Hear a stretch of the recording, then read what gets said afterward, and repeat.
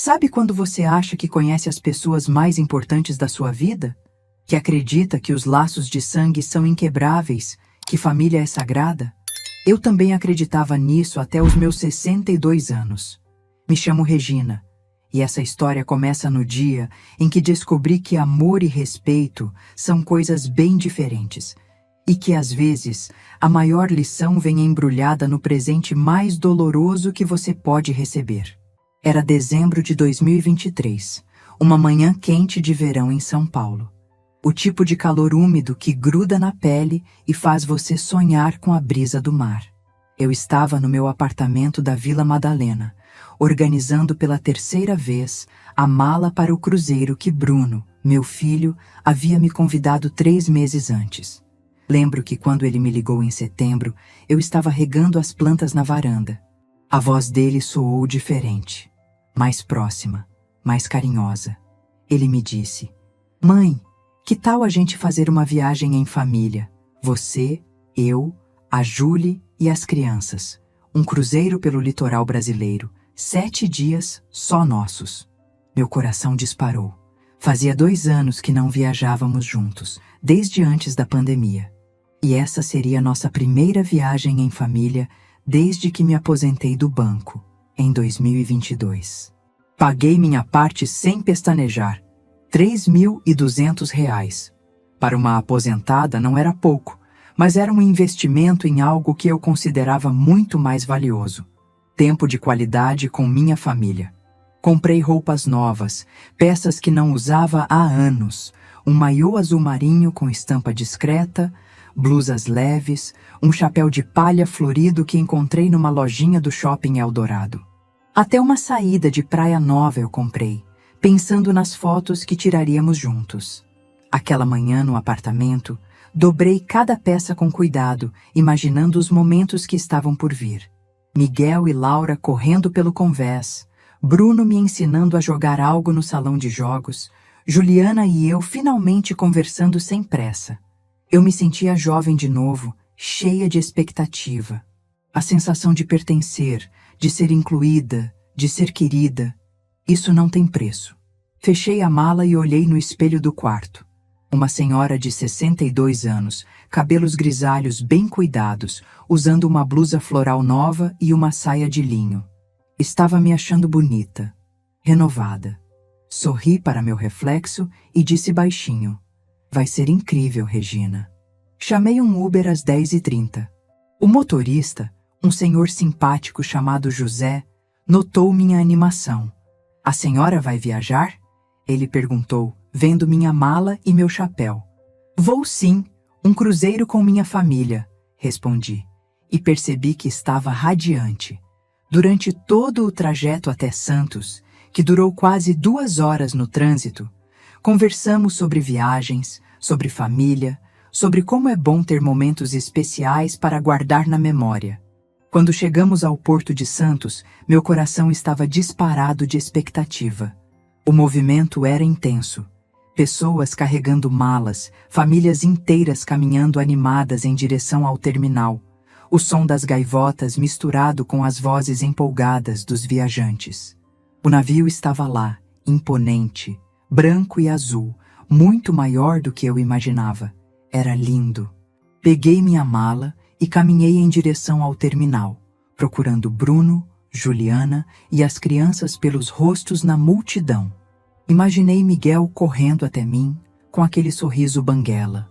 Laura me mostrando algum desenho que havia feito para a viagem. Minha mente já estava criando as lembranças que guardaríamos para sempre. Parei próxima à entrada do terminal e peguei o celular para avisar que havia chegado. Abri o grupo de WhatsApp Família Cruzeiro, que Bruno havia criado especialmente para coordenar a viagem, e digitei: "Gente, cheguei no Porto. Mal posso esperar para ver vocês. Onde estão?" Apertei enviar e guardei o telefone, olhando ao redor à procura deles. 5 minutos se passaram.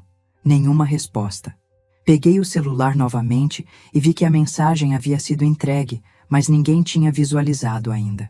Pensei que talvez estivessem ocupados com as crianças, organizando as bagagens, ou quem sabe já dentro do navio organizando as cabines. Mais 5 minutos. O movimento ao meu redor continuava intenso, mas eu comecei a me sentir um pouco perdida ali, sozinha com minha mala florida, em meio a tantas famílias completas. Resolvi ligar diretamente para Bruno. Foi então que meu celular vibrou. Uma mensagem. Pensei que fosse ele me indicando onde encontrá-los, talvez dizendo que estavam na fila do check-in ou guardando lugar para mim em algum lugar. Abri o WhatsApp com um sorriso no rosto. A mensagem era do Bruno. Li uma vez. Li de novo. E mais uma vez, como se as palavras pudessem mudar de significado se eu lesse com mais atenção. Mãe, mudança de planos. Decidimos que o cruzeiro vai ser só para a família mesmo. Você entende, né? As crianças ficam mais à vontade assim. A gente se fala quando voltarmos. Só para a família. Como se eu não fosse família. Fiquei parada ali, no meio do movimento do porto, com minha mala florida e meu chapéu novo, sentindo o chão desabar debaixo dos meus pés. As pessoas continuavam passando ao meu redor. Casais de mãos dadas, famílias felizes carregando boias coloridas, crianças correndo animadas. E eu, uma senhora de 62 anos, descobrindo que era dispensável. Li a mensagem mais uma vez, procurando alguma explicação, algum pedido de desculpas, algum sinal de que aquilo era uma piada de mau gosto. Nada. Apenas a frieza de quem comunica uma decisão já tomada, sem espaço para discussão. Minha primeira reação foi negar. Certamente havia algum mal-entendido. Talvez uma das crianças tivesse passado mal, ou Juliana tivesse tido algum problema de última hora. Liguei para Bruno. O telefone chamou uma vez e caiu na caixa postal. Liguei de novo. Mesmo resultado. Tentei Juliana. Chamada rejeitada imediatamente. Mandei uma mensagem para ela. Julie, o que está acontecendo? Estou aqui no porto. Visualizada em poucos segundos, mas sem resposta. Foi nesse momento que a realidade bateu como uma onda fria. Não era mal-entendido. Não era emergência. Era uma escolha deliberada. Eles haviam planejado me excluir e tinham coragem de me comunicar isso apenas quando eu já estava no porto, pronta para embarcar. Sentei numa cadeira de plástico próxima ao terminal e simplesmente respirei. Ao meu redor, o mundo continuava em movimento. Famílias embarcando, funcionários do porto trabalhando, vendedores oferecendo lanches. Mas eu estava em uma bolha de silêncio e humilhação. Pensei nas roupas novas que havia comprado, no dinheiro que havia gasto, na expectativa que alimentei por meses. Pensei em como havia contado para as vizinhas, para as amigas do prédio, sobre a viagem em família que faríamos. Pensei na alegria genuína que senti quando Bruno me convidou. Mas mais do que a humilhação, mais do que a decepção, algo diferente começou a crescer dentro de mim. Uma clareza fria e cortante. Uma lucidez que eu não sentia há anos. Levantei da cadeira, peguei minha mala e caminhei de volta em direção ao ponto de táxi. O motorista que me trouxe ainda estava lá, esperando outros passageiros. Quando me viu voltando, pareceu surpreso. A senhora esqueceu alguma coisa? Perguntou. Não, respondi. Lembrei de uma coisa muito importante. Durante o trajeto de volta para São Paulo, fiquei em silêncio, olhando a paisagem pela janela. José, o motorista, respeitou meu momento e colocou uma música suave no rádio. Mas minha mente estava longe da música, da estrada, do trânsito. Estava pensando em uma coisa muito específica. A casa onde Bruno, Juliana e as crianças moravam. A casa que estava no meu nome. A casa que eu havia financiado, cujo IPTU eu pagava religiosamente todos os anos, onde eu havia bancado reformas, consertos, melhorias. A casa onde eles viviam confortavelmente há 5 anos, sem nunca, nenhuma única vez, terem dito obrigado. Quando chegamos ao meu prédio, paguei a corrida e subi para o apartamento. Coloquei a mala no quarto sem nem abrir, tirei o chapéu novo e me olhei no espelho. A mesma senhora de algumas horas atrás me encarava. Mas algo fundamental havia mudado. Não era só tristeza que eu via naqueles olhos. Era determinação.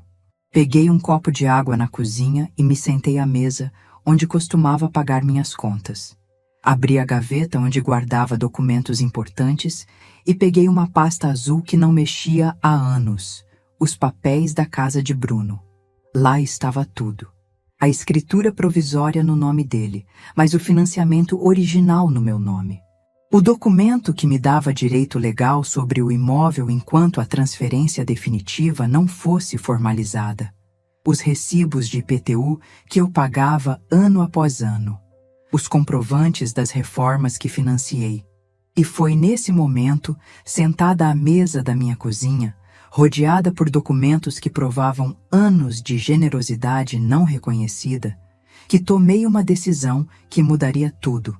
Se eu não era família o suficiente para estar em um cruzeiro que eu ajudei a pagar, então talvez fosse hora de repensar que tipo de família éramos realmente. Peguei o telefone e procurei o contato do Dr. Antônio, meu advogado há mais de 20 anos. Eram quase 18 horas de uma sexta-feira, mas eu sabia que ele ainda estaria no escritório. Ele atendeu no segundo toque. Regina, que surpresa! Como vai? A voz dele era carinhosa, familiar. Dr. Antônio, eu preciso conversar com o senhor na segunda-feira. É sobre a casa que está no nome do meu filho. Houve uma pausa do outro lado da linha. Aconteceu alguma coisa grave? Não, respondi com uma calma que me surpreendeu. Apenas chegou a hora de algumas mudanças. Desliguei o telefone e fiquei ali, em silêncio, na cozinha do meu apartamento. Lá fora, São Paulo continuava seu ritmo frenético de sempre. Mas ali dentro, algo havia mudado para sempre. Não era raiva o que eu sentia. Era clareza. Uma clareza cristalina sobre o que precisava ser feito. Naquele sábado de manhã, acordei com a clareza ainda mais forte. Não havia dormido muito. Minha mente não parava de processar o que tinha acontecido. Mas não eram pensamentos de raiva ou de autocompaixão. Era como se uma névoa que cobria meus olhos há anos finalmente tivesse se dissipado. Levantei, fiz meu café e me sentei novamente à mesa da cozinha com a pasta de documentos. Desta vez, não estava apenas olhando papéis. Estava revisitando uma história, minha história, que havia começado há alguns anos, quando Bruno ainda era recém-casado. Bruno tinha acabado de se casar com Juliana na época. Eles moravam num apartamento alugado na Zona Norte, um lugar pequeno e caro, onde gastavam mais da metade do salário só com aluguel. Bruno trabalhava como analista em uma empresa de logística. Ganhava bem, mas não o suficiente para dar segurança à família que queria construir. Foi numa dessas visitas dominicais que ele me procurou. Lembro que estávamos na sala. Juliana estava na cozinha preparando o almoço. E Bruno se sentou ao meu lado no sofá com aquela cara de quem tinha algo importante para dizer. Mãe, eu queria conversar uma coisa com a senhora. A gente está pensando em comprar uma casa. Encontramos uma no Tatuapé, 3 quartos, quintal pequeno, perfeita para quando os netos chegarem. Ele sorriu quando disse netos, e meu coração derreteu. Mas é assim, mãe. Meu nome está negativado por conta do financiamento do carro que não consegui quitar quando mudei de emprego. Eu queria saber se a senhora toparia colocar a casa no seu nome, só temporariamente, até eu conseguir limpar meu CPF. Lembro que nem hesitei. Era meu filho pedindo ajuda para construir um futuro com a mulher que amava. Como mãe, como poderia dizer não? Claro, Bruno. Vamos ver essa casa juntos na próxima semana. A alegria no rosto dele foi imediata. Ele me abraçou forte e disse: Obrigado, mãe. A senhora é incrível. Quando tudo se resolver, a gente transfere tudo para o meu nome. Na semana seguinte, fomos juntos visitar a casa. Era bonita mesmo. Uma construção bem conservada com um quintal onde eu já imaginava os futuros netos brincando. 3 quartos, 2 salas, cozinha espaçosa. Custava R$380 mil. É perfeita, Bruno, eu disse, vendo como ele e Juliana olhavam cada cômodo com olhos sonhadores. Vamos em frente. Assinei todos os papéis no banco. O financiamento ficou no meu nome, no meu CPF, com a minha aposentadoria como garantia. Bruno pagaria as prestações de R$ 1.800 mensais e, quando tudo estivesse quitado e sua situação regularizada, transferiríamos a propriedade para ele. Os primeiros tempos correram bem. Bruno pagava em dia, me mandava os comprovantes pelo WhatsApp, sempre agradecendo. Mãe, obrigado mais uma vez. Sem a senhora, nada disso seria possível. Eu me sentia útil, importante, parte fundamental da felicidade do meu filho. Algum tempo depois, Juliana engravidou dos gêmeos. Foi um período difícil. Gestação de risco, ela precisou ficar de repouso. Bruno faltou muito no trabalho para acompanhar os exames médicos. As prestações da casa começaram a atrasar. Um mês aqui, outro ali. Mãe, estou num aperto esse mês. Pode me ajudar com a prestação da casa? Claro que ajudei. Eram circunstâncias especiais. Meus netos estavam chegando. Paguei 1 mês, 2 meses, 3 meses. Quando Miguel e Laura nasceram, eu já havia assumido as prestações há vários meses. É temporário, mãe. Quando a Júlia voltar da licença e eu conseguir aquela promoção, a gente retoma os pagamentos. Temporário virou meio ano. 1 ano. 2 anos. 3 anos. Até hoje, eu nunca mais parei de pagar a prestação da casa onde eles moram. Mas não era só a prestação. Quando as crianças ainda eram pequenas, o telhado começou a vazar. Mãe, o Miguel e a Laura estão pegando resfriado por causa da umidade no quarto. A gente precisa trocar as telhas. R$ 15.000 para refazer toda a cobertura. No ano seguinte, a cozinha precisou ser reformada. A pia está com problema. O fogão não funciona direito. A Julie não consegue preparar as refeições das crianças. Mais R$ 12.000. Mais recentemente, foi a cerca do quintal que estava caindo. É perigoso para as crianças, mãe. Elas podem se machucar. R$ 8.000. Cada pedido vinha acompanhado da mesma justificativa. Era pelos netos, pela segurança deles, pelo bem-estar da família. E eu pagava tudo. Não apenas porque eram meus netos, mas porque cada pedido me fazia sentir necessária, importante na vida deles. Era como se minha generosidade fosse a cola que mantinha nossa família unida. Mas ali, naquela manhã de sábado, rever todos aqueles recibos e comprovantes, uma percepção diferente começou a se formar. Ao longo de todos esses anos, eu havia gasto mais de R$ 200.000 com aquela casa. Prestações, reformas, melhorias, IPTU. E durante todo esse tempo, quantas vezes Bruno ou Juliana haviam me procurado apenas para conversar, sem pedir nada. Comecei a lembrar dos padrões que se repetiram ao longo dos anos. As visitas deles ao meu apartamento sempre tinham um motivo prático: buscar alguma coisa, pedir algum favor, resolver alguma questão. Quando eu ia à casa deles, a casa que eu sustentava, sempre sentia que estava incomodando. Lembro de uma vez, no ano passado, que cheguei lá no domingo de manhã com um bolo que havia feito para as crianças. Juliana abriu a porta de pijama, com cara de sono. Ai, Regina, que bom que você veio. Pode ficar com o Miguel e a Laura? A gente ia sair para resolver umas coisas. Nem me convidou para entrar direito. Em 15 minutos, eles saíram e me deixaram lá com as crianças. Quando voltaram, no final da tarde, carregados de sacolas de compras, Bruno apenas disse: "Valeu, mãe. As crianças se comportaram?" Nem perguntaram se eu queria ficar para o jantar, se estava tudo bem comigo, se eu havia almoçado. Peguei minha bolsa e voltei para casa com a sensação de que havia sido útil, mas não querida. E havia os aniversários. No meu aniversário de 60 anos, só recebi uma mensagem no WhatsApp: "Parabéns, mãe. Muita saúde." Nenhuma visita, nenhuma ligação, nenhum convite para almoçarmos juntos. Mas quando era aniversário das crianças, era eu quem organizava as festas. Pagava o buffet, Comprava os presentes mais caros. No último aniversário dos gêmeos, gastei quase R$ 3.000 numa festa que eles nem me agradeceram direito.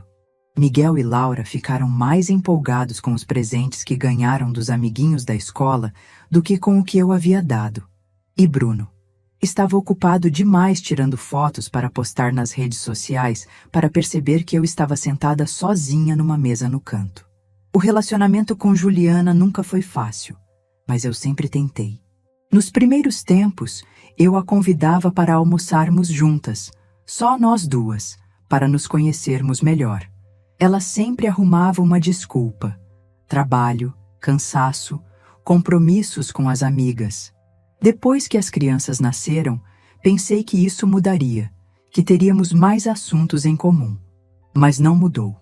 Juliana me tratava com educação distante, como se eu fosse uma visita que ela tolera por educação.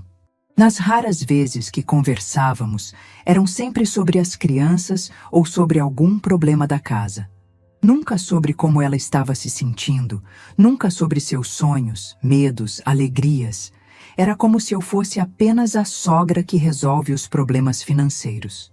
E Bruno, meu filho, que um dia foi meu companheiro, meu confidente, aos poucos foi se tornando apenas alguém que aparecia quando precisava de alguma coisa. Nossas conversas se resumiam a: "Oi, mãe, como está? Escuta, será que você pode me ajudar com uma coisa?"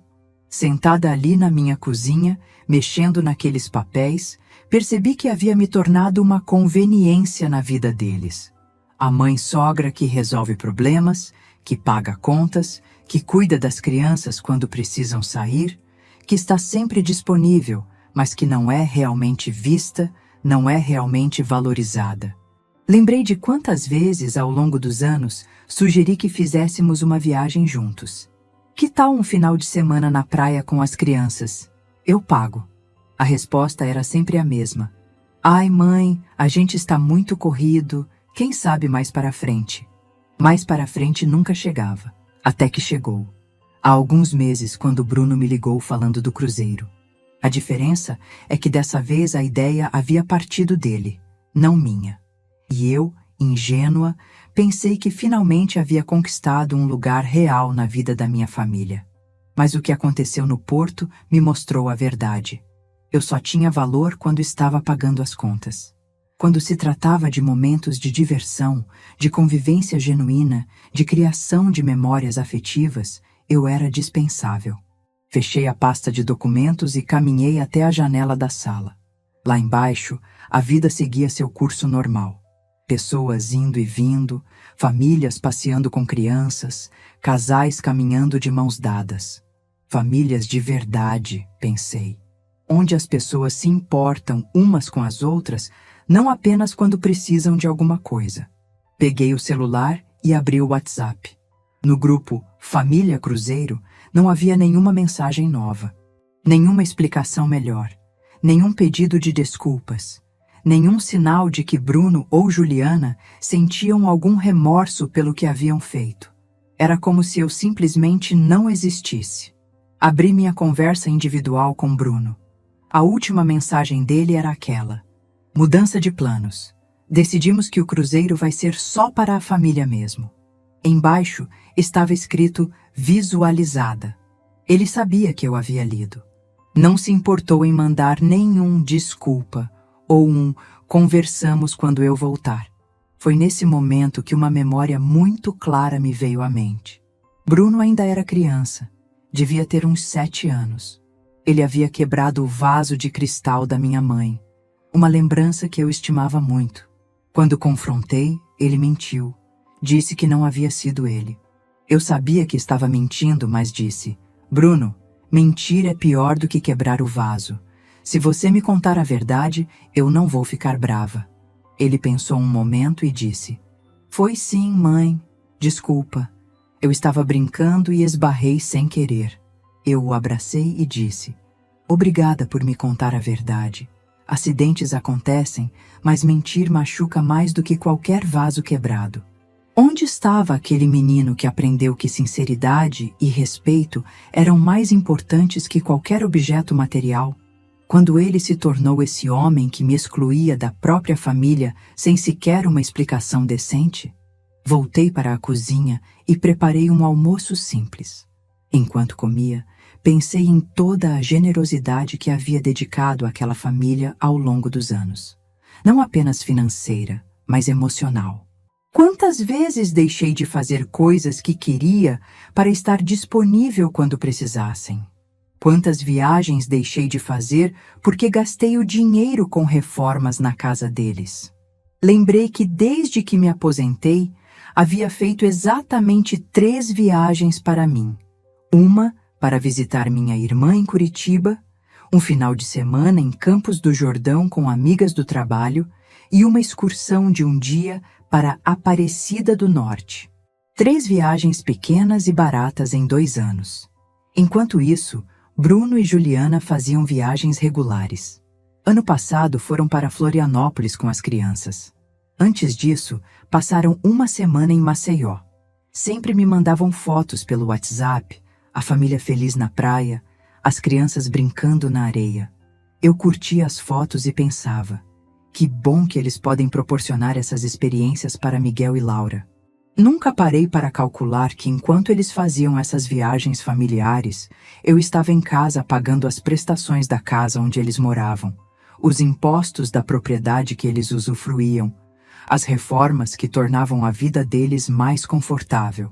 Terminei o almoço e lavei a louça devagar, perdida em pensamentos.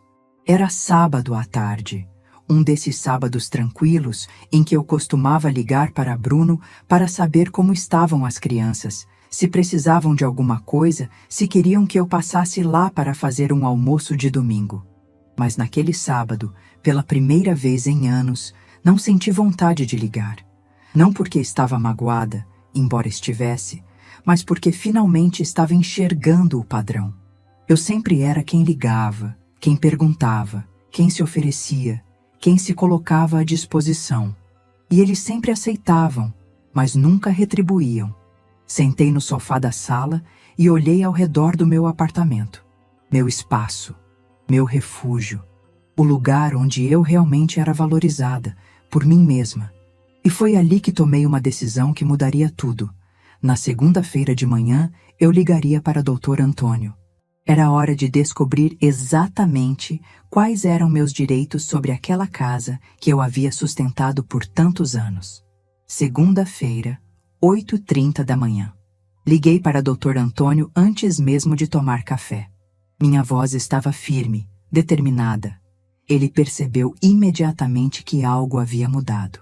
Regina, você parece diferente. O que aconteceu? Doutor, Antônio me conhece há mais de 20 anos. Foi ele quem cuidou do inventário quando meu marido faleceu, quem me orientou na compra do apartamento, quem sempre me tratou com carinho e respeito verdadeiros. Doutor, preciso saber exatamente quais são meus direitos sobre a casa que está no nome do Bruno. Eu pago o financiamento, o IPTU, todas as reformas há anos.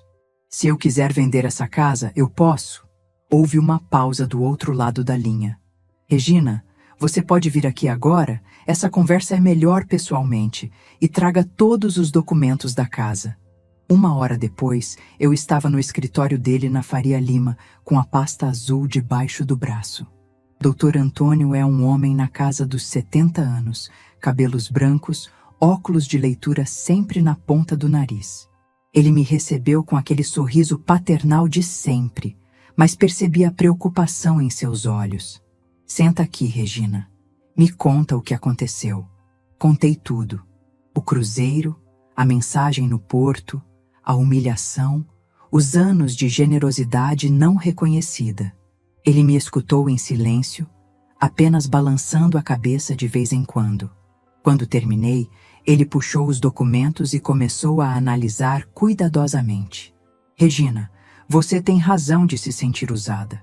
E legalmente, você tem sim o direito de vender essa casa. O financiamento está no seu nome. Você é a proprietária legal enquanto a transferência definitiva não for feita. Bruno é apenas beneficiário. Meu coração disparou. Aquilo era exatamente o que eu precisava ouvir. Mas, doutor, E o Bruno? Ele não vai ficar sem nada? Dr. Antônio tirou os óculos e me olhou diretamente.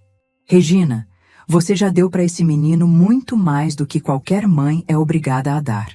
Se ele fosse meu filho e me tratasse assim, eu tomaria a mesma decisão. Eles vão ter que se virar como adultos responsáveis fazem. Quanto tempo leva para vender uma casa, doutor? Com o mercado aquecido como está e sendo uma casa boa no Tatuapé? 2 semanas no máximo. Você quer que eu indique uma corretora de confiança? Sim, por favor. E doutor, eles estão viajando até a próxima sexta. É possível fazer tudo sem que eles saibam? Ele sorriu. Não um sorriso malicioso, mas um sorriso de quem entende justiça. Regina, você é a proprietária. Pode fazer o que quiser, quando quiser. Vou ligar para Viviane agora mesmo. Viviane Silva era uma corretora que Dr. Antônio conhecia há anos. Mulher de uns 45 anos, dinâmica, eficiente. Quando chegou ao escritório 1 hora depois, já havia pesquisado o valor de mercado da casa. Dona Regina, essa casa vale entre 680 e 720 mil reais hoje. Localização excelente, bem conservada. Se a senhora aceitar 680 mil, eu vendo em 1 semana. Tenho 3 clientes procurando exatamente esse perfil de imóvel. 680 mil reais. Quase o dobro do que eu havia pago anos atrás. Fechado, Viviane. Quando podemos começar? Hoje mesmo. Vou fotografar a casa esta tarde. Amanhã coloco nos portais. Na quarta já marco as primeiras visitas. A senhora tem as chaves? É claro que eu tinha. Afinal, quem pagava todas as contas da casa tinha o direito de ter as chaves, não é mesmo? Tenho sim. E Viviane, uma coisa importante. Eles voltam de viagem na sexta. Preciso que tudo esteja finalizado até quinta-feira. Sem problemas. Vou priorizar compradores que podem pagar à vista ou com financiamento pré-aprovado. Na terça-feira de manhã, Viviane me ligou eufórica. Dona Regina, temos 3 propostas. Uma de 680 mil à vista, 2 de 700 mil financiadas. A de 680 mil é de um casal jovem que quer fechar hoje mesmo. Meu coração estava acelerado, mas minha mente estava cristalina. Vamos com a proposta à vista. Quanto tempo para assinar? Amanhã de manhã no cartório. Eles já fizeram toda a documentação. Dona Regina, em 3 dias a senhora vendeu uma casa. É impressionante. Na quarta-feira, às 10 horas da manhã, eu estava no cartório de notas assinando a escritura definitiva de venda. O casal comprador, Rafael e Mariana, ambos médicos, estava radiante. Eles tinham acabado de se casar e aquela seria a primeira casa deles. A casa é linda, Dona Regina. A senhora cuidou muito bem dela, disse Mariana, segurando as chaves novas com os olhos brilhando. Eu sorri. Tenho certeza de que vocês vão ser muito felizes lá. E era verdade. Pela primeira vez em anos, eu sentia que aquela casa ia abrigar pessoas que realmente a valorizariam. Mas ainda havia uma questão prática a resolver. Os pertences de Bruno, Juliana e das crianças. Eu não era uma pessoa vingativa ou cruel. Mesmo magoada, não ia simplesmente jogar as coisas deles na rua. Na tarde de quarta-feira, peguei um Uber até a casa, que agora não era mais deles, e comecei a organizar tudo com cuidado. Roupas dobradas em caixas, brinquedos dos gêmeos separados com carinho, documentos importantes guardados numa pasta específica. Liguei para uma empresa de guarda-móveis. Preciso guardar os móveis de uma casa inteira. Vocês fazem a retirada? Sim, faziam. E mais, por R$ 600 mensais, eles guardariam tudo por 3 meses, tempo suficiente para Bruno e Juliana se organizarem. Na quinta-feira de manhã, os carregadores chegaram cedo. Em 6 horas, a casa estava vazia. Limpinha, cheirosa, pronta para os novos donos que a receberiam na sexta.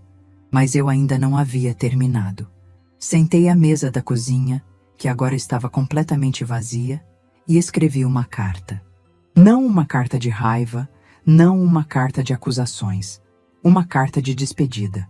Bruno e Juliana, quando chegarem de viagem, vocês vão encontrar esta carta e o endereço do guarda-móveis onde estão todos os seus pertences. Paguei 3 meses adiantados para vocês se organizarem. Durante todos esses anos, sustentei esta casa pensando que estava ajudando minha família. Paguei prestações, reformas, impostos, sempre acreditando que fazia parte de algo maior, de um vínculo verdadeiro. O que aconteceu no Porto me mostrou que eu estava enganada. Se não sou família o suficiente para estar em um cruzeiro que ajudei a pagar, então talvez não seja família o suficiente para sustentar uma casa onde não sou realmente bem-vinda. Vendi a casa por R$680 mil. Depois de quitar o saldo devedor do financiamento, sobrou dinheiro suficiente para eu começar uma nova fase da minha vida. Uma fase onde serei valorizada por quem eu sou, não pelo que posso pagar. Não fiz isso por vingança, Bruno. Fiz porque finalmente entendi que respeito não se mendiga, se conquista. E amor sem respeito é só uma palavra bonita. Desejo que vocês encontrem sua independência e que, quem sabe um dia, aprendam a valorizar as pessoas que realmente os amam. Regina. Deixei a carta em cima da pia da cozinha, junto com o cartão do guarda-móveis e as chaves da casa, que agora pertenciam aos novos proprietários. Quando saí daquela casa pela última vez, não senti tristeza. Senti alívio. Um alívio profundo, como se um peso enorme tivesse saído dos meus ombros. Peguei o Uber de volta para meu apartamento e, no caminho, olhei os números no meu celular. Depois de quitar o financiamento, eu havia ficado com R$280 mil limpos. Era mais dinheiro do que eu já havia tido na conta ao mesmo tempo. Mas o mais importante não era o dinheiro. Era a sensação de que, aos 62 anos, eu finalmente havia tomado uma decisão apenas para mim. Uma decisão baseada no meu valor próprio, na minha dignidade. Cheguei em casa e me sentei no sofá com uma xícara de café. Era quinta-feira à tarde. Bruno e Juliana voltariam do cruzeiro no dia seguinte. Em algumas horas, eles descobririam que a vida havia mudado completamente. Peguei o computador e comecei a pesquisar algo que há anos só ficava no mundo dos sonhos: passagens de avião para o Nordeste. Sempre tive vontade de conhecer Recife, de ver o mar de lá, de experimentar a cultura pernambucana. Encontrei um pacote perfeito: voo, hotel na beira-mar, passeios incluídos, 15 dias em Recife por R$8 mil. Antigamente eu pensaria, não posso gastar isso, e se Bruno precisar de alguma coisa? Mas naquela tarde eu pensei, Regina, você tem 62 anos e R$280 mil na conta. Se não é agora, quando vai ser? Cliquei em comprar. A confirmação chegou no meu e-mail em 5 minutos. Vou para Recife na segunda-feira de manhã. Pela primeira vez em muito tempo, eu não estava fugindo de alguma coisa. Estava correndo em direção a algo. Minha própria liberdade. Sexta-feira, 14h30. Eu estava organizando minha mala para Recife quando o telefone tocou. Era um número desconhecido, mas eu atendi mesmo assim. Regina, aqui é a Viviane, da imobiliária. Os novos proprietários já pegaram as chaves e estão instalados na casa. Tudo correu perfeitamente. Ah, e dona Regina? Teve um rapaz na porta perguntando sobre você. Disse que era seu filho. Bruno já havia descoberto. O que você disse para ele, Viviane? Apenas que a venda foi legalizada e que havia uma carta explicando tudo.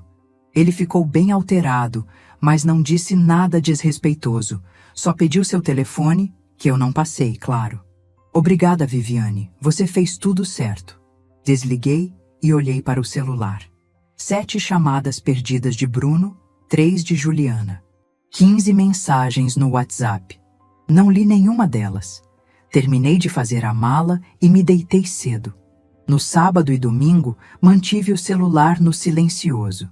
Sabia que eles tentariam me procurar, que viriam ao meu prédio, mas eu não estava pronta para essa conversa. Primeiro, precisava me reencontrar. Segunda-feira, 6h da manhã. Uber a caminho do aeroporto. Meu coração estava acelerado, mas não de ansiedade, de expectativa. Quando foi a última vez que senti essa ansiedade boa, essa sensação de que algo especial estava por vir? No avião, escolhi a poltrona da janela. Quando São Paulo ficou lá embaixo, pequena e distante, senti uma liberdade que não experimentava há décadas. Não tinha ninguém esperando que eu resolvesse problema algum, ninguém precisando que eu pagasse conta nenhuma. Apenas eu, voando em direção ao desconhecido. Aterrissei em Recife numa manhã ensolarada de dezembro.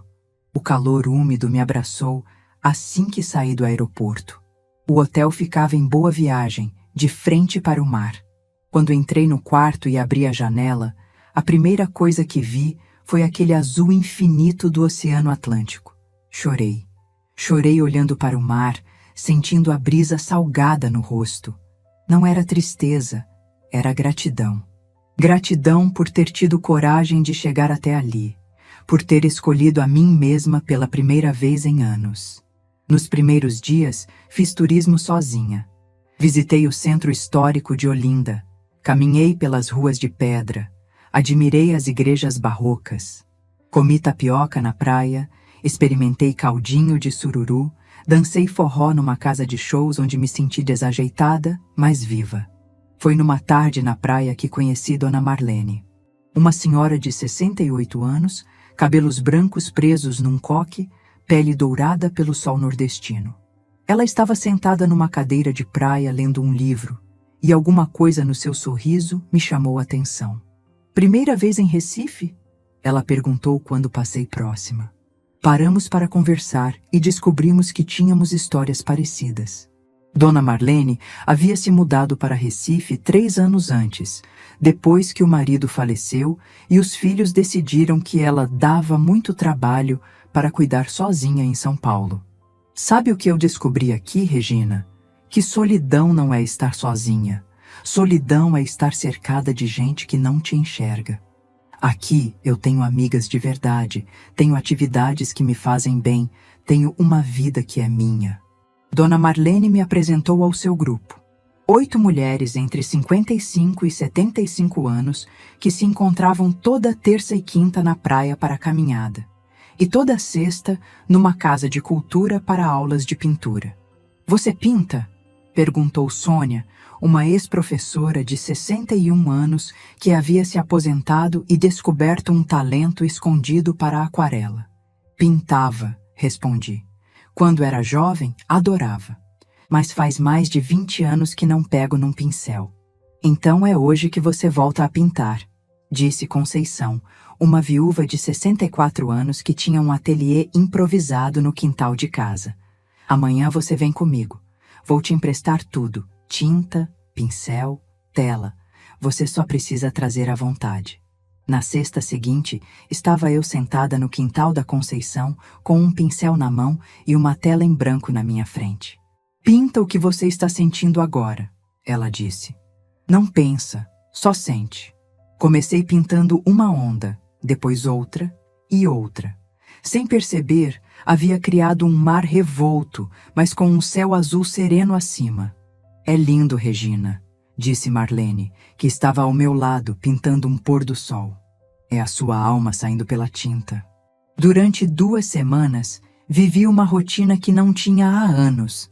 Acordar sem obrigações, caminhar na praia, conversar com amigas, pintar, descobrir lugares novos. À noite, sentava na varanda do hotel e simplesmente existia. Sem pensar no que precisava fazer no dia seguinte, sem me preocupar se alguém precisava de mim. Foi numa dessas noites que resolvi pegar o celular e ver as mensagens que Bruno e Juliana haviam mandado. Eram muitas. A primeira era de Bruno, no dia em que descobriram a casa vendida. Mãe, o que é isso? Como a senhora pôde vender nossa casa sem avisar? Onde vamos morar? As crianças estão chorando, não entendem nada. Liga para mim, por favor. Depois vieram mensagens de Juliana. Regina, isso é muito low, mesmo para você. Você está traumatizando 2 crianças por causa de um mal-entendido besta. Mais mensagens de Bruno. Mãe, A gente pode conversar como pessoas civilizadas? A senhora está exagerando. A gente estava cansado da viagem. Foi só isso. Não precisava dessa drasticidade toda. Li todas. Umas 40 mensagens no total. Em nenhuma delas havia um pedido de desculpas sincero. Em nenhuma delas havia reconhecimento do que eles haviam feito. Era tudo mal entendido, exagero, dramaticidade. A última mensagem era da véspera. Mãe, a gente alugou um apartamento temporário, mas está muito caro. As crianças perguntam pela avó toda hora. Se a senhora voltar, a gente conversa e resolve tudo isso. Fechei o WhatsApp e olhei para o mar. Lá estava eu, numa varanda em Recife, cercada pelo som das ondas, respirando um ar novo, convivendo com pessoas que me acolheram sem me conhecer, sem precisar de nada em troca. E lá estavam eles em São Paulo, ainda achando que o problema era mal entendido, ainda esperando que eu voltasse e resolvesse a vida deles como sempre fiz. Digitei uma resposta simples. Bruno, vocês são adultos. Tenho certeza de que vão se virar bem. Quando quiserem conversar de verdade, não para resolver problemas práticos, mas para reconstruir nossa relação com base no respeito, me procurem. Até lá, estou aprendendo a viver minha própria vida. Enviei e bloqueei os contatos deles por tempo indeterminado. Não era crueldade, era autopreservação. No último dia em Recife, Dona Marlene me fez uma proposta inesperada. Regina, você já pensou em morar aqui? Eu sei que você tem família em São Paulo, mas família de verdade a gente escolhe, e você já faz parte da nossa. A ideia me assustou e me empolgou ao mesmo tempo. Mudar de cidade aos 62 anos? Recomeçar longe de tudo que conhecia? Não precisa decidir agora, disse Conceição. Mas fica sabendo que aqui você tem casa, tem amigas, tem um lugar onde é valorizada. Voltei para São Paulo numa quinta-feira, mas não voltei a mesma pessoa. 16 dias em Recife me ensinaram que existem pessoas no mundo dispostas a construir vínculos baseados em carinho genuíno, não em conveniência. Quando entrei no meu apartamento da Vila Madalena, ele parecia menor, mais silencioso. Não era mais o meu refúgio, era só um lugar onde eu morava. No primeiro final de semana de volta, montei um pequeno ateliê na varanda. Comprei tintas, pincéis, telas. Voltei a pintar com a mesma paixão que tinha aos 20 anos, mas agora com a sabedoria dos 60. Foi pintando que tomei uma decisão que nem eu esperava. Ia vender o apartamento em São Paulo e me mudar definitivamente para Recife. Não estava fugindo de São Paulo. Estava correndo em direção a uma vida que finalmente fazia sentido. Liguei para o Dr. Antônio. Doutor, preciso vender meu apartamento. Ele riu do outro lado da linha. Regina, você não para mesmo. Já decidiu o que vai fazer da vida? Decidi sim. Vou morar em Recife, perto de pessoas que me fazem bem. Vou pintar, vou caminhar na praia todos os dias. Vou viver de verdade pela primeira vez em muito tempo. E o Bruno? O Bruno é um homem adulto, doutor. Já passou da hora de ele aprender a resolver a própria vida. Se um dia ele quiser ter uma relação de verdade comigo, baseada em respeito e carinho, não em necessidade, ele sabe onde me encontrar. 2 semanas depois, estava eu organizando a mudança. O apartamento foi vendido rapidamente. São Paulo sempre tem procura. Com o dinheiro da casa e do apartamento, eu teria segurança financeira para o resto da vida. Mas o mais importante não era isso. O mais importante era que aos 62 anos eu havia descoberto que nunca é tarde para recomeçar. Nunca é tarde para escolher ser feliz. Nunca é tarde para entender que amor próprio não é egoísmo, é sobrevivência. No último dia em São Paulo, desbloqueei os contatos de Bruno e Juliana e mandei uma última mensagem. Estou me mudando para Recife. Quando vocês estiverem prontos para uma conversa de igual para igual, sabem como me encontrar. Desejo que sejam felizes e que aprendam a valorizar quem realmente os ama. Steam. 8 meses depois, eu estava na varanda do meu apartamento novo em Boa Viagem, pintando o pôr do sol que se estendia sobre o mar. As tintas se misturavam na tela como mágica. Laranja derretendo no roxo, dourado dançando com o azul. Era minha 15ª obra desde que me mudei para Recife.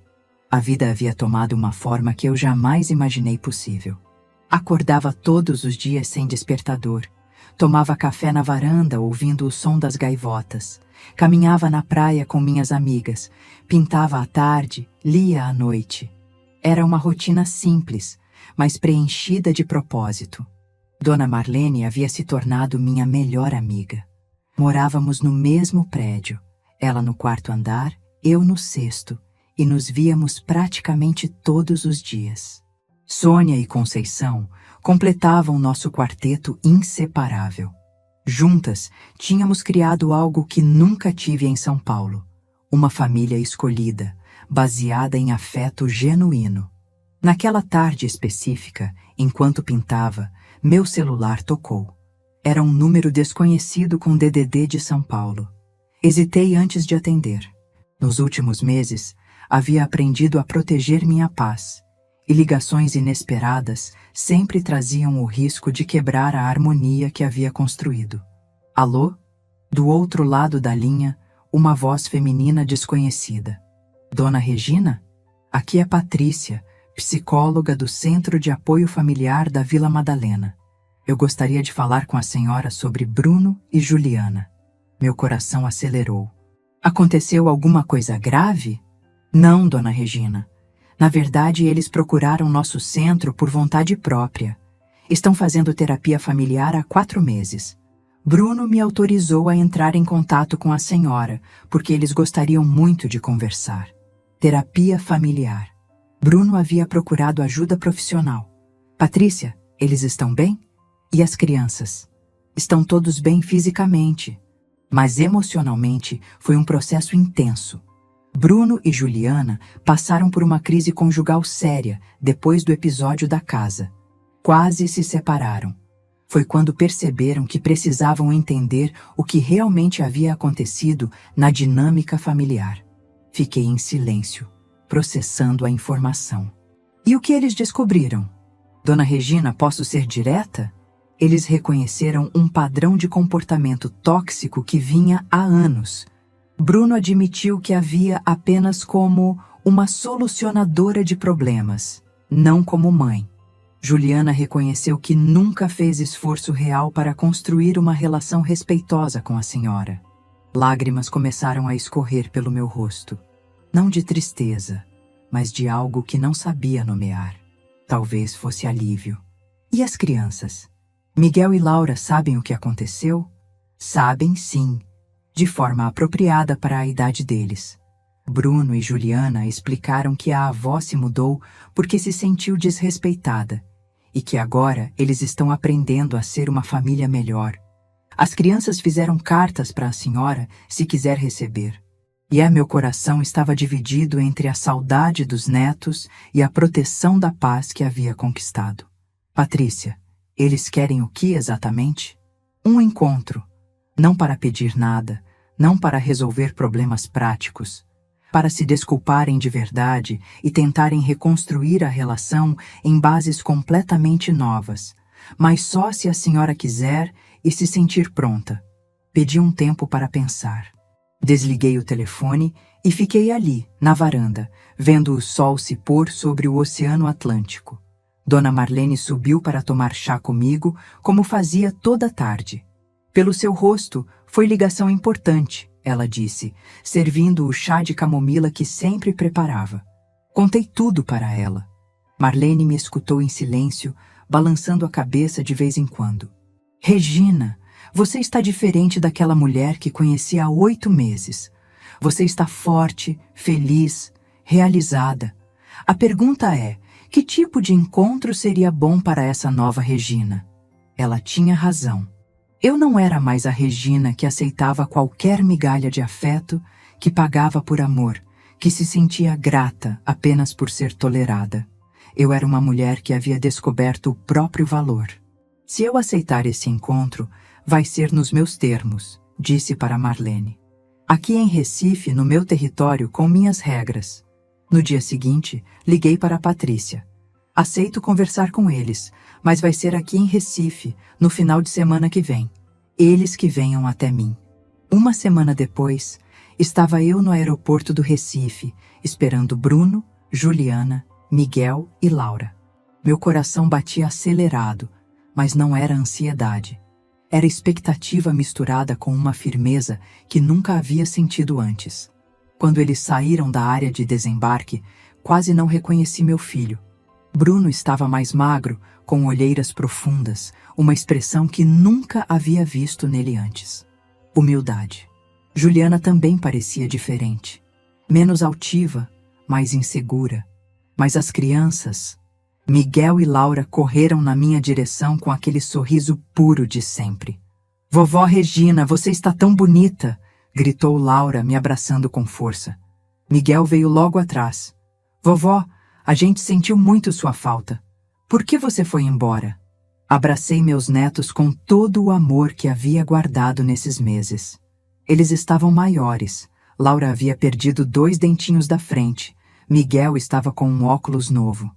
"Vovó precisava descobrir como ser feliz de verdade", respondi, beijando o topo das cabecinhas deles. Bruno se aproximou devagar.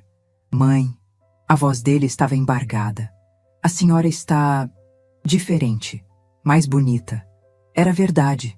8 meses de sol nordestino, caminhadas na praia, alimentação saudável e principalmente paz de espírito haviam me transformado. Estava bronzeada, mais magra, com os cabelos mais longos e soltos. Usava um vestido leve e colorido que havia comprado numa lojinha de Olinda. "É o que acontece quando a gente se valoriza, Bruno", respondi, sem hostilidade, mas com firmeza. Juliana deu um passo à frente. Pela primeira vez na vida, vi lágrimas em seus olhos. "Regina, eu preciso te pedir desculpas. De verdade, por tudo." "Não aqui no aeroporto", respondi calmamente. "Vocês vieram até Recife para conversarmos. Vamos fazer isso direito." Levei todos para o hotel onde havia reservado quartos para eles. Eu mesma paguei, mas dessa vez foi uma escolha, não uma obrigação. Depois os trouxe para meu apartamento. Quando entraram, ficaram impressionados. "Mãe, que lugar lindo!" disse Bruno, olhando pela janela para o mar. "A senhora realmente mora aqui?" "Moro. E sou muito feliz aqui." Mostrei meu pequeno ateliê na varanda, as telas que havia pintado, as plantas que cultivava. Miguel e Laura ficaram encantados com os quadros. "Vovó, você pinta? Não sabia que você sabia pintar." "Aprendi quando era jovem, mas parei. Aqui em Recife, eu redescobri essa paixão." Bruno olhava tudo com uma expressão que não conseguia decifrar. Surpresa? Admiração? Talvez fosse a primeira vez que ele me via como uma pessoa completa, não apenas como sua mãe. À tarde, depois que as crianças se distraíram brincando na piscina do prédio com outras crianças do condomínio, sentamos os 3 na varanda para a conversa que todos sabíamos que precisava acontecer. Bruno começou. "Mãe, eu vim aqui para me desculpar. Não pedir perdão, porque sei que não mereço.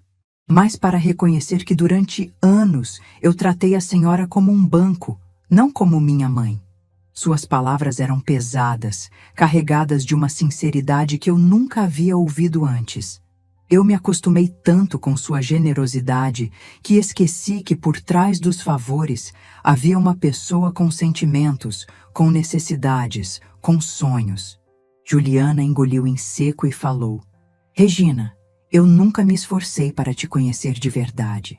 Na minha cabeça, você era a sogra que resolvia os problemas, e isso me bastava. Eu nunca perguntei como você estava, o que você sentia, do que você gostava. Foi egoísmo puro. Escutei tudo em silêncio. Não era raiva o que sentia, nem satisfação por ouvi-los reconhecendo os erros. Era uma tristeza mansa pela perda de tantos anos, mas também esperança pela possibilidade de construirmos algo novo. E o cruzeiro? Perguntei finalmente. Como chegaram naquela decisão? Bruno abaixou a cabeça. Foi ideia da Juliana. Ela disse que seria mais divertido só nós 4, que você ia atrapalhar o clima. E eu concordei.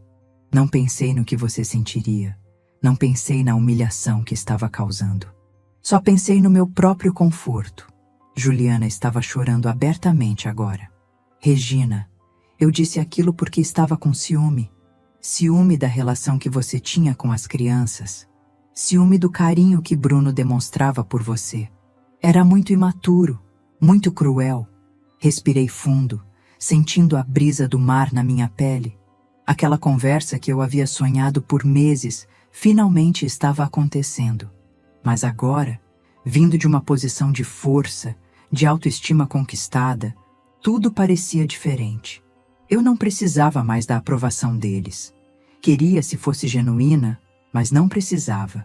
Agora eu vou falar, disse calmamente, olhando para os dois. Vocês vieram até aqui, fizeram terapia, reconheceram os erros. Isso significa muito. Mas eu preciso que entendam uma coisa. A Regina que voltou de Recife não é a mesma que foi humilhada naquele porto.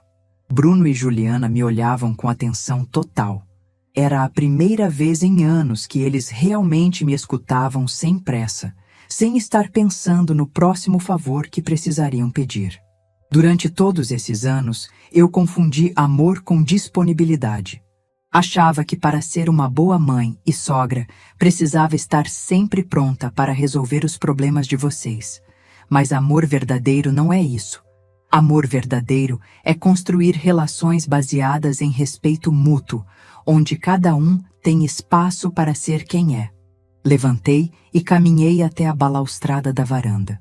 O sol estava se pondo, pintando o céu de tons alaranjados.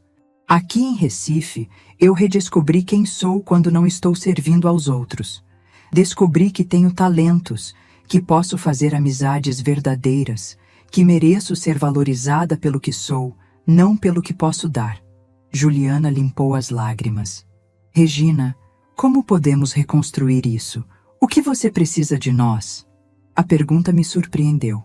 Era a primeira vez que ela perguntava o que eu precisava. Preciso de tempo. Preciso que vocês provem com ações, não apenas com palavras, que realmente mudaram.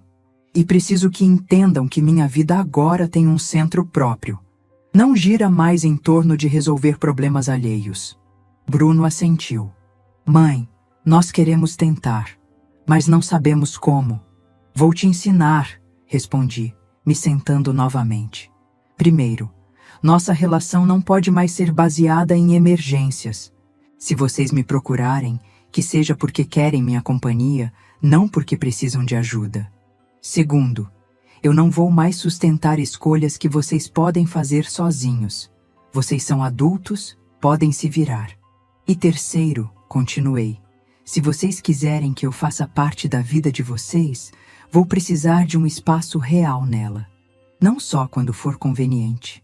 Passamos o resto do final de semana estabelecendo novas bases. Bruno e Juliana conheceram minhas amigas, viram como eu vivia, entenderam que eu havia construído uma vida plena e independente.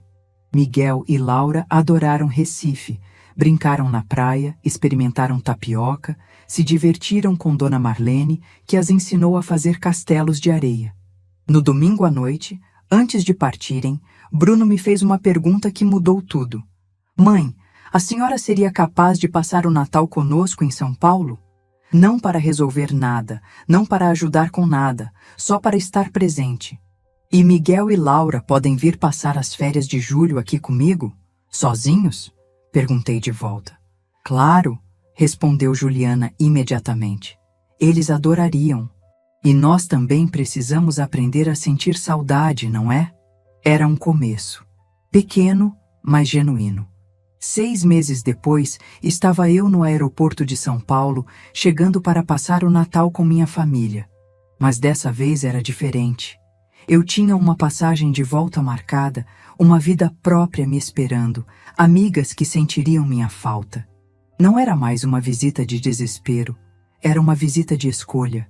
Bruno e Juliana me receberam no apartamento que haviam alugado no Tatuapé, menor que a casa que eu havia sustentado, mas arrumado com carinho. Mãe, como está Recife? Sente falta? Perguntou Bruno, servindo um café. Sinto, sim, mas também sinto falta de vocês. A diferença é que agora isso é gostoso de sentir, porque sei que vou voltar para uma vida que me preenche. Durante aqueles 15 dias de dezembro, tudo foi diferente. Eles me incluíram nas decisões do Natal, perguntaram minha opinião sobre a decoração, me convidaram para ir ao supermercado junto, não para pagar, mas para escolher junto. Miguel e Laura me mostraram os desenhos que haviam feito para mim.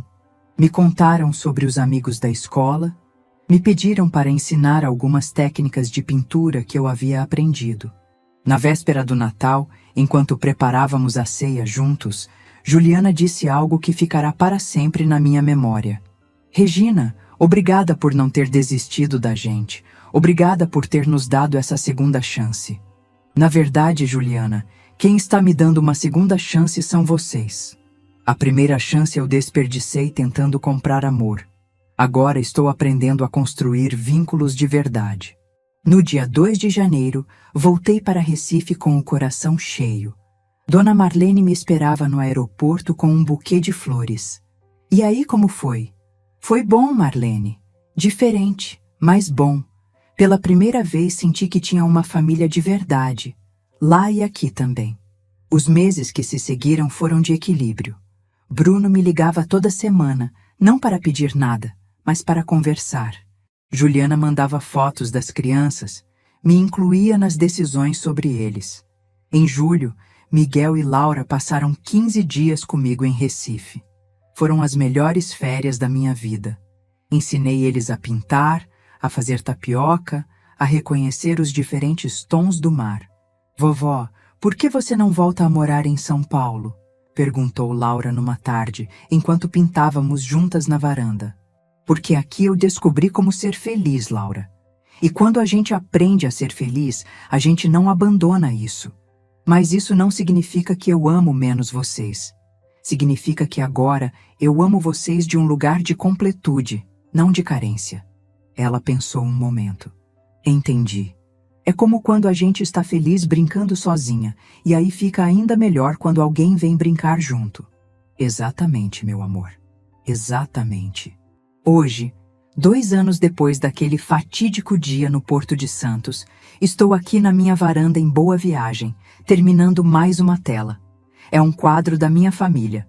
Bruno, Juliana, Miguel e Laura na praia, sorrindo de verdade. Mas a diferença é que agora eles estão no quadro porque escolho colocá-los lá, não porque preciso deles para me sentir completa. Bruno vem me visitar a cada 3 meses. Juliana passou a me mandar mensagens carinhosas regularmente. Miguel e Laura me ligam toda semana para me contar sobre a escola, sobre os amigos, sobre a vida. E pela primeira vez, sinto que temos uma família de verdade, baseada em escolha mútua, não em obrigação. Dona Marlene vive me provocando. Regina, você virou influencer sem saber. Metade das mulheres do condomínio está seguindo seu exemplo. Uma se mudou para Natal, outra começou terapia, uma terceira voltou a estudar piano aos 68 anos. É verdade. Minha história se espalhou pelo boca a boca, e muitas mulheres maduras começaram a questionar seus próprios padrões de relacionamento. Virei uma espécie de conselheira informal para mulheres que se redescobriram depois dos 50, 60 anos. Semana passada, uma senhora de 58 anos me procurou. Ela estava sustentando 3 filhos adultos e se sentindo invisível na própria família. Regina, como a senhora teve coragem? Ela me perguntou. Coragem não, querida. Foi desespero mesmo. Mas o desespero às vezes é o empurrão que a gente precisa para tomar as decisões que deveria ter tomado há anos. E é isso que eu quero deixar para quem está me ouvindo agora. Nunca é tarde para recomeçar. Nunca é tarde para se valorizar. Nunca é tarde para entender que você merece ser amado pelo que é, não pelo que pode dar. Amor verdadeiro não cansa, não explora, não humilha. Amor verdadeiro celebra, inclui, valoriza. E se as pessoas ao seu redor não conseguem oferecer isso, talvez seja a hora de encontrar pessoas que consigam. Família não é só quem nasce com você. Família é quem escolhe ficar, quem te vê de verdade, quem te faz sentir que você importa. E às vezes, para encontrar essa família, precisamos ter coragem de perder quem não soube nos valorizar. Minha história não é sobre vingança, é sobre libertação. Não é sobre punir quem me machucou, é sobre escolher quem merece meu amor. Não é sobre destruir vínculos, é sobre construir relacionamentos baseados em verdade. Se você se identificou com minha jornada, se você também se sente invisível na própria família, se você também confunde amor com disponibilidade, saiba que você merece mais. Muito mais. Olho agora para o horizonte de Recife, onde o sol se põe todos os dias pintando o céu de cores que nem eu conseguiria replicar numa tela. Miguel e Laura chegam amanhã para mais uma temporada de férias. Bruno e Juliana vêm no próximo mês para conhecer meu mais novo projeto, uma oficina de arte-terapia para mulheres que estão recomeçando a vida. Eu poderia ter envelhecido sendo a sogra conveniente, a mãe disponível, a avó que resolve tudo. Teria sido mais fácil, certamente.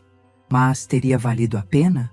Preferi escolher o caminho mais difícil, o caminho do amor próprio. E descobri que, quando você se ama de verdade, o amor que você oferece aos outros se torna infinitamente mais valioso. Porque quando você deixa de mendigar afeto, você finalmente consegue reconhecer amor verdadeiro quando ele aparece. E amigos, amor verdadeiro sempre aparece. Mas primeiro, você precisa se amar o suficiente para merecê-lo. Se essa história tocou seu coração, deixe seu like, se inscreva no canal e comente aqui embaixo. No meu lugar, o que você faria? Sua mensagem pode iluminar o dia de alguém.